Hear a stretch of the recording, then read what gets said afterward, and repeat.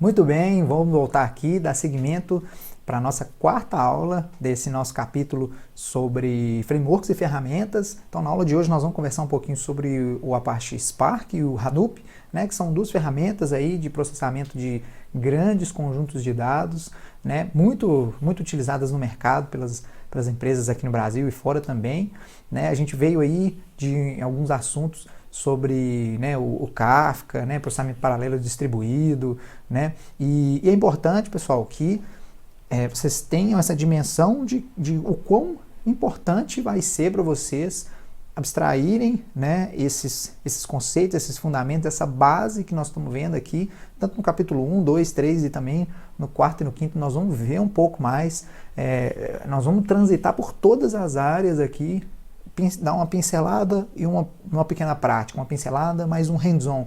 Assim como no capítulo 1 a gente viu ali conceitos de machine learning, deep learning, as diferenças, aplicamos ali algumas coisas no caminho, se vocês vão lembrar lá usando um pouquinho de Python. No segundo capítulo a gente teve ali um hands-on com Power BI para enfatizar como o ciclo de Data Analytics ele tem que fechar, né, no entendimento do problema, com todas as etapas sendo cumpridas e numa boa apresentação, né, sendo que o foco em si não pode ser a ferramenta, o foco em si não pode ser o próprio Python, o foco em si não pode ser o próprio Power BI, eles têm que ser um meio de uma resolução de um problema maior, né. Assim também é com aplicações de Big Data, né, que no caso aqui é o próprio Hadoop e o Spark, que são frameworks muito utilizados nesse âmbito, né? Então nós vamos adentrar neles aqui um pouquinho, conhecendo eles por definição, por aplicação e conhecendo os modelos que estão por trás deles, né? Como eles trabalham, que aí a gente consegue ter uma dimensão de depois por dentro os dados. Então o que é o Hadoop, né? Caixinha cinza, já sabem que é importante que vocês abstraiam isso e façam esse exercício de vincular, né, os conceitos que a gente vem vendo, para que na hora que vocês vejam uma aplicação prática, uma palestra, um outro evento, uma outra aplicação, né, mais prática de Big Data, vocês associem, poxa, não, realmente, aqui está usando o Hadoop por conta de processamento local, não, aqui está usando Spark porque ele tem mais infraestrutura para memória, e aí vocês já vão conseguir associar uma arquitetura completa, mesmo que de um jeito mais básico, já não vão se sentir mais tão perdidos assim, né? Então o Hadoop é um framework para desenvolvimento de aplicações que necessitam de armazenamento e processamento distribuído de grandes conjuntos de dados, né? Repetindo, o Hadoop é um framework para desenvolvimento de aplicações que necessitam de armazenamento e processamento distribuído de grandes conjuntos de dados. E aqui ele foi projetado, né, o HDFS ele foi projetado para ser um sistema de arquivos que abrange grandes clusters de servidores e escale até centenas de petabytes, né, de armazenamento, principalmente consegue trabalhar com milhares de servidores em paralelo. Nós vimos isso quando abordamos um pouco de processamentos paralelos e distribuídos, né, quando você consegue fazer com que muitos servidores trabalhem em conjunto executando tarefas simultaneamente, de maneira independente, né? Então Hadoop ele tem essa característica de usar um processamento distribuído para armazenar dados. Então olha só que interessante, você consegue usar vários servidores distribuídos para fazer esse sistema de armazenamento mesmo, né? Onde os dados eles conseguem se comunicar e eles foram realmente projetados para dividir esse problema, né? Então você já vê aí um benefício muito bom de escalabilidade, né? Onde você pode crescer com governança, você pode crescer com organização, você pode crescer com segurança, né? Sabendo onde está cada coisa, sabendo, né, para que serve cada tipo de dados, se tiver tudo documentado certinho, né? Então você tem uma segurança para pensar em como crescer os seus dados, né? Um outro ponto é a flexibilidade, né? Sendo flexível, você consegue configurar os seus servidores da maneira mais conveniente para a empresa, né? Então você tem aí essa flexibilidade também de não precisar contar com recursos locais demais também, sendo que isso está totalmente sendo processado de forma distribuída, né? E uma vantagem, assim como o Kafka, né, todos os produtos, né, da Apache são open source. Então você tem isso, você tem essa... Claro que aí diminui um pouco até a parte de governança, né? Você tem que estar preocupado em sempre se manter atualizado, né, com as bibliotecas e tudo mais, mas é open source.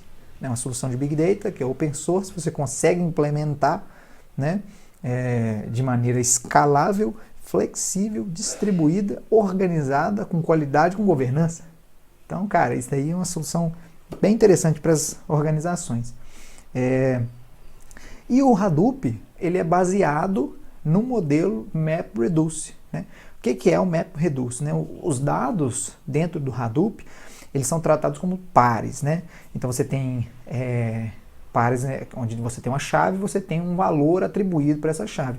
E esse atributo, né, chave e valor, eles são processados por meio de duas funções. Uma função que vai fazer o map e uma função que vai fazer o reduce, propriamente disso. O que é a função map, né? A função map é a que vai agrupar os seus dados, é a que vai mapear, é a que vai distribuir, é a que vai determinar qual vai ser o sentido que aqueles dados vão ter no seu ciclo de Data Analytics ali dentro do HDFS, que é o sistema de arquivos distribuídos dentro do Hadoop. É a plataforma, é a maneira como como os dados são organizados ali dentro, né? E o MapReduce, ele tira vantagem dessa localidade dos dados, por quê? Porque, de certa forma, ele quebra o problema, né? De certa forma, ao mapear os dados, você tem uma divisão, né? Então, eu divido esses dados para cá, então eu tenho um conjunto de dados, né? E executando a função map, eu consigo dividir esses dados de tal maneira que eu praticamente quebro em subproblemas, né? Lá no processamento distribuído a gente chama de problema, aqui nós vamos quebrar realmente nos dados, né? E aqui o interessante é que ele não perde a comunicação, porque o processamento que ele vai fazer depois de mapear é que vai ser as agregações, né? Que é o método reduce. Então você mapeia, você faz os agrupamentos, você faz as organizações, né? Tudo que é necessário fazer com os dados, inteligência de clusterização, né, e tudo mais, ranqueamentos, aí vai as funções que as regras de negócio do problema em questão de armazenamento for determinando.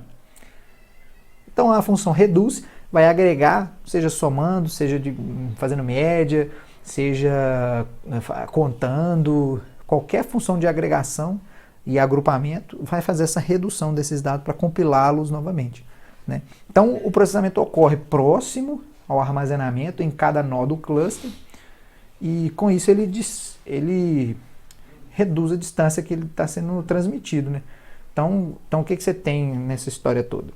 Aí aqui tem o esquema aqui, né? Onde você tem o seu conjunto de dados, você tem o seu conjunto de dados lá, o Big Data, né? E a função map, ela vai quebrar esses caras, ele quebra esses caras, realizando né, exatamente o que a gente chamou de agrupamento e tudo mais, mas foi um dos exemplos que eu coloquei, né?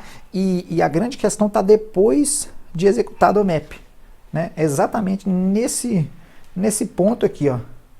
Nesse ponto aqui é que está o grande esforço, né? Porque aqui vão ser feitas algumas transformações, né? Então é um fluxo, eu mapeei, e na hora de fazer o reduce, né?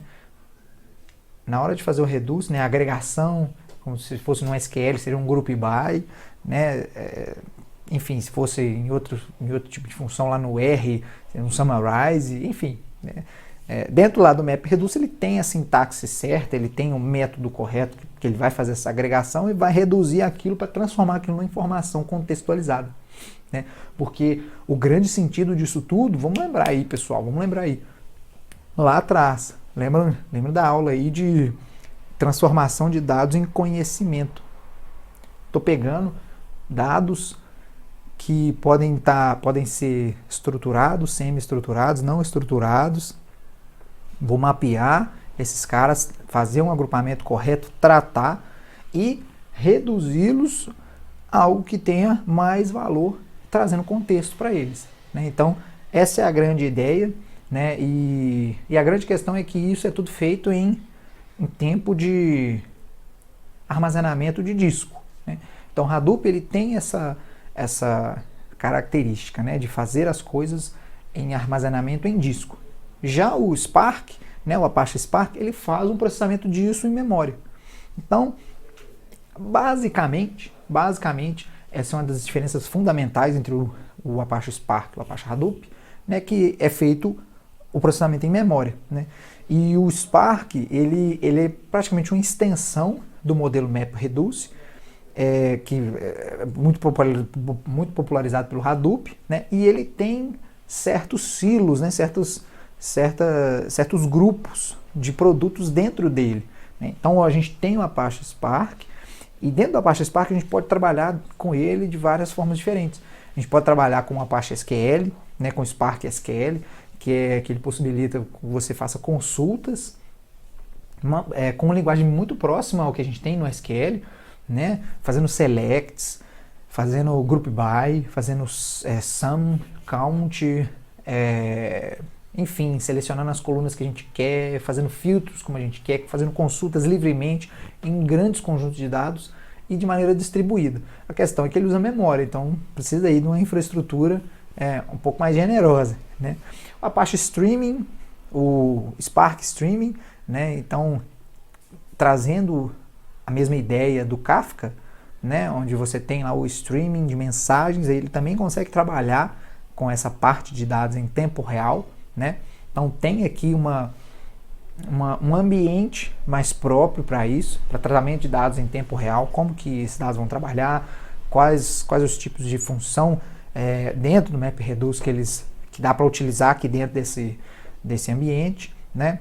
Um outro grupo aqui de bibliotecas, né? A MLlib, né? Que é a biblioteca mais voltada de machine learning, onde possibilita executar lá suas regressões, classificações, modelos já pré-configurados. Então a gente consegue aplicar o machine learning dentro do próprio Spark. A gente vê isso em alguns lugares, mas geralmente a gente vê isso de forma externa, né? Então o pessoal trata fora, né? leva para o Spark, o Spark faz a parte pesada, traz isso de um jeito mais tratado e você aplica os algoritmos em outras ferramentas, mas ele também te possibilita isso, né? Assim como te possibilita trabalhar com grafos, né?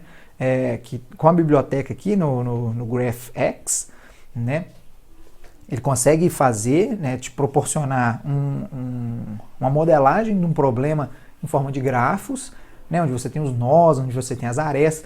Então fica como um modelo mental praticamente, que te ajuda a ver aonde que está cada tipo de subproblema, né? Então você vê meio que esquematizado.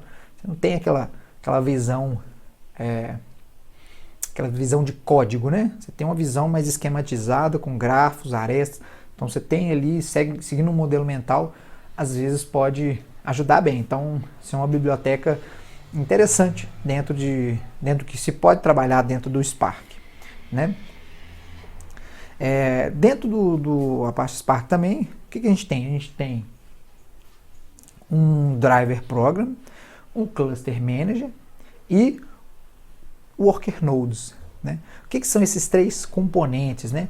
O driver program ele tem um contexto ali que é ele que meio que é o manda-chuva da história, né? Ele que faz ali e determina o que cada componente vai executar, né? É o principal. Ele quem fala quem que vai executar as tarefas.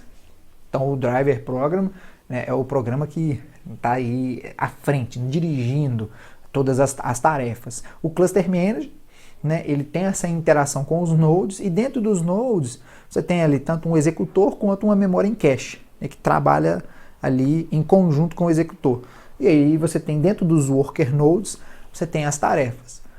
Que pode ter N tarefas, tá? Aqui é só um modelo assim, acadêmico mesmo, para a gente entender conceitualmente como é que o Spark funciona. Então você tem os worker nodes interagindo com o cluster manager, que interage com o contexto geral do driver program, né? E tudo isso ele está gira em torno de dois conceitos, né?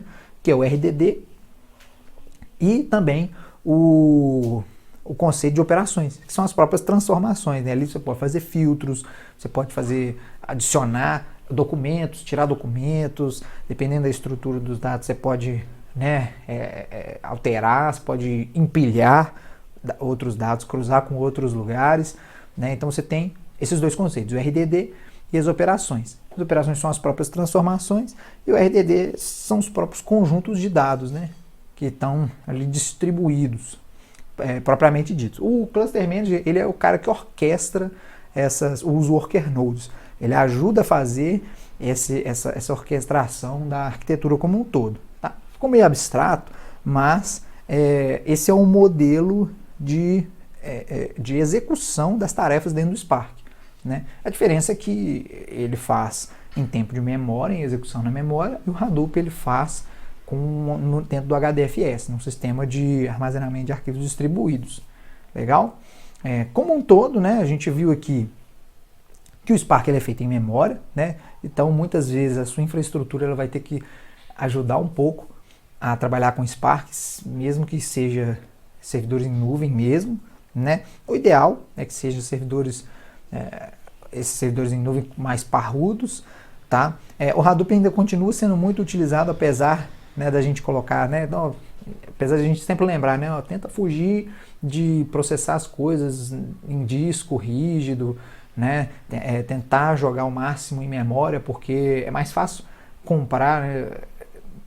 Quando você compra o processamento em memória, ele é feito ali com mais dinâmica, com mais interação, né? Ele é feito de uma forma mais otimizada do que no disco rígido. Apesar disso, né, a gente tem uma popularidade muito grande das duas ferramentas. Eu quis trazer um pouquinho das duas, né, para a gente ver como é que dentro do mercado isso atua. Assim, a maioria das empresas que trabalham com grandes volumes de dados ou em projetos específicos, né, que queiram utilizar algum tipo de processamento distribuído, alguma parte da operação que tem algum certo gargalo, eles usam esses frameworks. Então não é aquela coisa de, nossa, vou ter que migrar todas as minhas operações para um sistema de arquivos distribuídos. Não, né? Dá para trabalhar com problemas específicos, pois isso daqui eu consigo resolver se eu alocar alguns recursos aqui em nuvem e usar o Spark para isso. Muito porque é tudo open source e se consegue testar com flexibilidade. Então, na próxima aula, nós vamos ver um pouquinho sobre bancos relacionais e não relacionais, né? Preparando aqui para a nossa prática de final de capítulo, né? Que nós vamos desenvolver aqui juntos. Bem assim, suave, tá, pessoal? Bem tranquilo, só para a gente entender a diferença dos bancos relacionais para os não relacionais. Aqui nós vamos já entrar com algo mais palpável para a gente, né? Aqui nós vamos tratar um pouco de SQL, um pouco de NoSQL, alguns exemplos práticos aí de mercado, de ferramentas, de SGBDs e ferramentas administrativas. Legal? Então, vejo vocês na próxima aula. Grande abraço.